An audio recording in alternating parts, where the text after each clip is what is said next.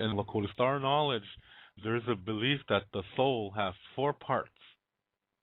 And when we're expressing an emotion way too much, or we experience something traumatic, this certain piece takes off. And so it always feels like something's missing. It feels like there's something is just, I don't know. Geez, I got, I put my clothes on straight today. I've got my shoes tied correctly, but something still feels out of place. You know, it's something like that. And that's because this one piece left. They have to get it back. See, that's the danger of expressing an emotion too much, is that this piece could go. One result could be a mental illness, a personality disorder. That's just a possibility. That's not the reason why we get mental illnesses or personality disorders. There's many reasons for those things, but this can play a role. For example, the soldiers that went to Vietnam, they saw horrendous things. I mean, every war people see horrendous things, but Vietnam was particularly hellish. And so these boys came back and something was wrong. The ones who survived physically, something was wrong. So they had to go into ceremony and call that piece back. That's from the star knowledge. Whereas those that were not native, the way they felt is that, after this Vietnam War was over, some of these American soldiers moved back to Vietnam because they felt better there than they did in America. You see, that part of their soul took off, and it's there someplace. That's why they feel better when they're there. It's interesting.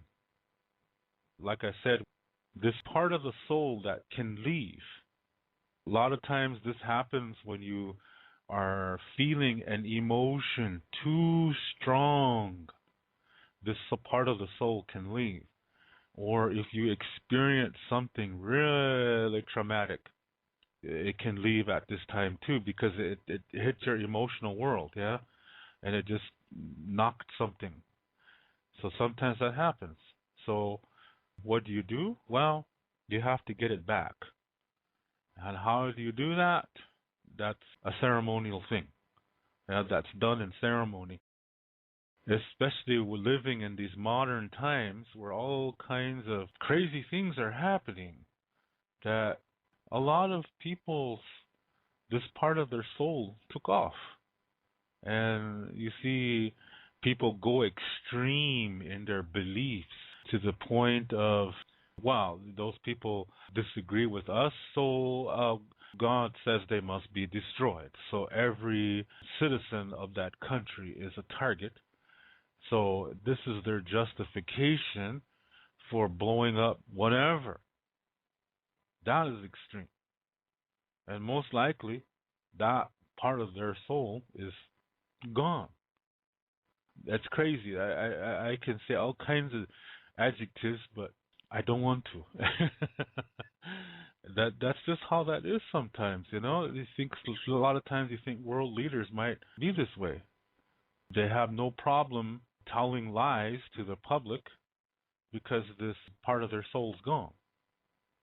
It's somewhere on this earth. It's a sad thing because it's part of spiritual development. Let's just take a look at somebody's life, for example. Somebody who's, it could be anybody, and let's just say that they lost that part of their soul. They live on this earth, they try as best as they can, but what happens when they die? That is a really good question. Because star knowledge talks about reincarnation, talks about where the soul goes and stuff like that, but this part of the soul that took off is crucial to what happens next. So if it's gone, then what happens to that person? Can he or she continue its soul journey with that part missing? Good question. These are the kind of things we talk about in my online school. Now, these are what my students study. That's a question I leave to you, but my students know the answer to this already. It's based on Lakota star knowledge. It is a question to think about. But like I said, there in our way, we do have a ceremony to call that back. Even when we're little children, we're trained concerning losing this peace.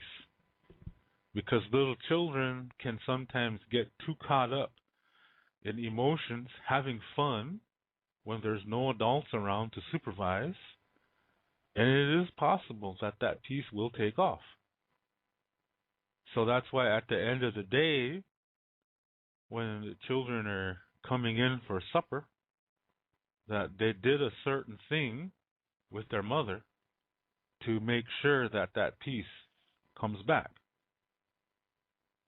So this is what used to happen long time ago.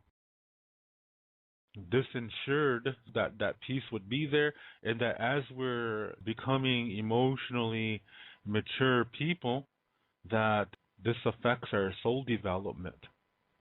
And to make sure that we have development in our souls, we make sure that that peace is always there. So there's a certain thing that our mothers taught us, this thing when we were little children, so that we can do this every day to make sure it's there. See? Most people probably don't even know this. That even in the Lakota world, there's probably most people that don't even know that this used to happen. Maybe old people, from Rosebud and Pine Ridge and, at Standing Rock, maybe Sand River. They might know this, they might not. But that population is really dying that does know about this. If you go to a ceremony anywhere on any reservation and ask about this, I bet you anything, you're not going to get an answer. Or you're going to get an incorrect answer concerning this. This is coming from star knowledge. It is very, very ancient information. People from my generation, there was just very few of us that know about this. We were taught as children. I was taught this by my mother. I know this. But not everybody was. My friends who are my age, not all of them know about this practice. So my friends who started drinking for whatever reason, peer pressure or whatever, I started thinking, okay, what if that part of their soul took off? And now they're having children. How can you be an effective parent when that part of your soul is gone? Okay? Now, these children are not feeling 100% loved. And it's not because the mom and dad drink, if the dad is even around. It's not necessarily because of that. That does play a role. It does play a role, but there's another part. It's because part of that soul is missing. So she can't really effectively love her children. So they see this as normal because that's all they know. Now they grow up, and the same thing happens to them. They lose that peace too because they weren't taught as children how to maintain that. And their mothers were not taught that either. Let me put this in a more linear way for those of you that are linear thinkers so you can understand this a little bit better. Is that let's take somebody who's my age, okay? And that person was not taught how to maintain this part of the soul, okay? So as a result, he loses it. Now he has a child. And since he doesn't know about this, the child doesn't know either. Okay? So the child is not really receiving that fullness of love that it deserves because its parent lost part of its soul. But the child doesn't know this. So that what the child receives, that child thinks that that's normal. Now, as he's growing up, see, he's never taught this either. He doesn't know about this part of the soul that we're supposed to learn how to maintain. So he ends up losing it. The child ends up losing it too. But he doesn't think anything of it because, he grew up this way. So now that child is 30 years old today.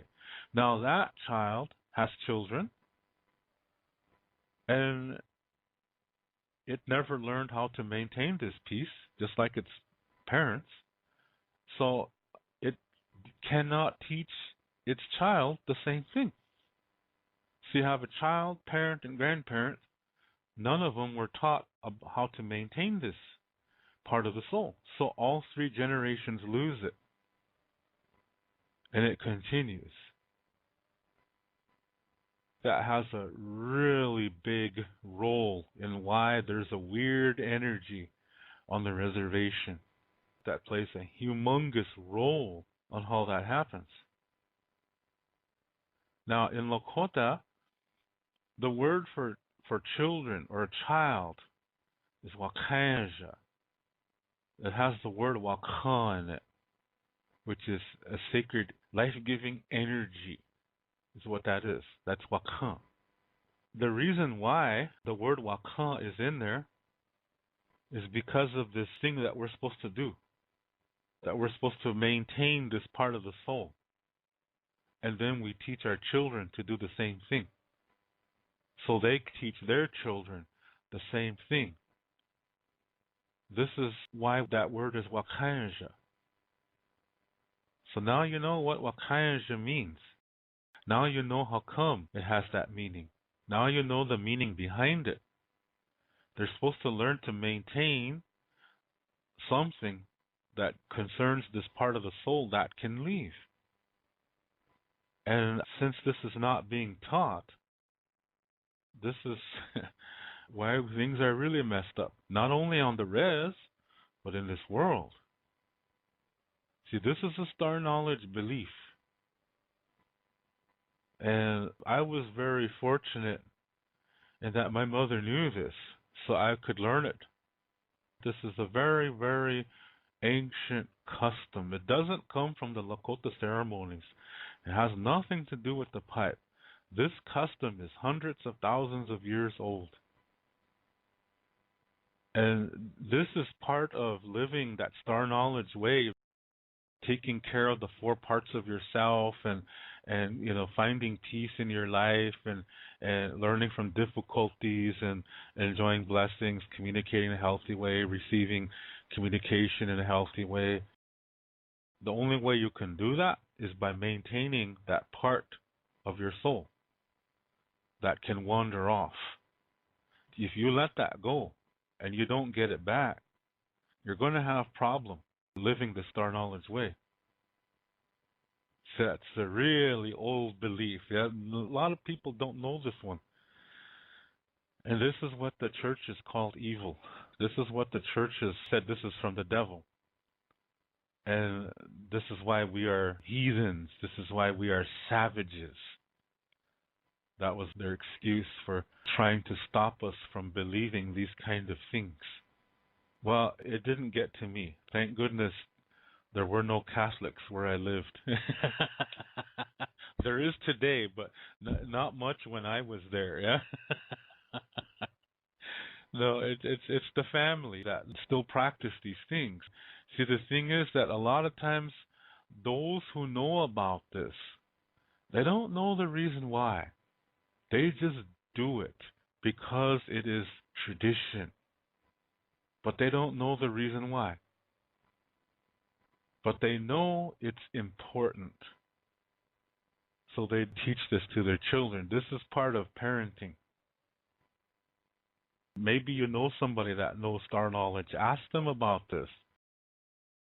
This is what my students learn. Yeah, these are the kind of things that my online students learn. And they earn this knowledge from me. Yeah, They really want to learn these things because it enhances their lives. My students are not trying to become Indians. My students are proud of who they are, and they're just learning about our culture because it gives them another perspective. And when you have another perspective, you see more in life than you do with just your own perspective. That's how my students do that. So if you're interested, in becoming a student of mine, I welcome that. When you become a member of that, or sometimes we do online seminars, and when people become regular on there, they're invited to this group on Facebook where the students can communicate with themselves. Yeah, with themselves. Everybody goes in a room and just talk to yourself. I meant with each other. Oh shucks. Time for some vitamin M&Ms here. Yeah? I'm losing my mind.